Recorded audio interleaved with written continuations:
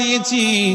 বাদশার দরবারে যাওয়ার পরে তাকায় দেখি বাদশাহ হারুনুর রশিদ বিছানার মধ্যে শুয়ে আছে।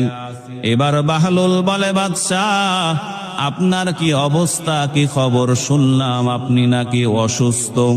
বাদশাহ বলে, বাহলুল রে, আমার অবস্থা বেশি ভালো নয়, আমি আর হয়তো বেশি দিন এই দুনিয়ায় থাকতে পারবো না।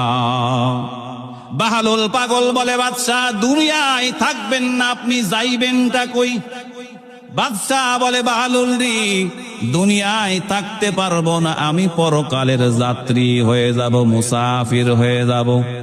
বাহলুল পাগল বলে, বাদশাহ দুনিয়ায় থাকবেন না, পরকালের মুসাফির হবেন।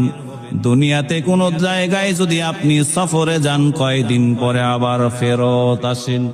ওগো বাদশাহ, আপনি যে অন্ধকার কবরের সফরে যাইবেন, আপনি যে পরকালের সফরে যাইবেন, কয়দিন পরে আবার রাজ দরবারে ফেরত আসবেন। বাহলুল পাগলের কথা শুনিয়া বাদশাহ বলে, বাহলুল রে, ওই পরকালের সফরে একবার যাওয়া যায়, পরকালের সফর থেকে আর ফেরত আসা যায় না। না ফেরার দেশে যাইবা একদিন ভেসে, না ফেরার দেশে যাইবা একদিন ভেসে, আর তো ফিরা আইবা না এ দুনিয়া, দুনিয়া থাকার জায়গা না, দুনিয়া থাকার জায়গা না, এ দুনিয়া, দুনিয়া থাকার জায়গা না। একটু মহব্বতে বলেন আল্লাহু আকবার। এবার বাহলুল পাগল বলে, বাদশাহ বুঝলাম আপনি পরকালের সফরে যাইবেন, আর ফিরে আসবেন না।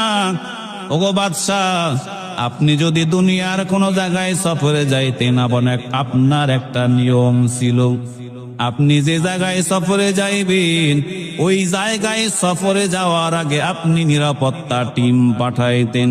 যেই জায়গায় আপনি যাবেন, ওই জায়গায় আপনার নিরাপত্তাটা ঠিক আছে কিনা এটা জাস্টিফাই করার জন্য একটা টিম পাঠাইতেন। ও বাদশাহ, আপনি তো পরকালের সফরে যাই